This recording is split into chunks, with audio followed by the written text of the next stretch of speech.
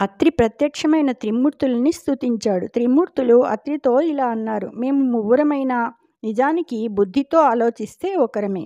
నీ కోరిక నెరవేరుతుంది. మా ముగ్గురి అంశలతో బుద్ధిమంతులైన ముగ్గురు కుమారులు నీకు జన్మిస్తారు. ముల్లోకాల్లోనూ నీ మంగళమయమైన కీర్తిని వ్యాపింపజేస్తారు అని చెప్పి అత్రి మహర్షి చేసిన పూజలతో సంతృప్తులై వెళ్ళిపోయారు.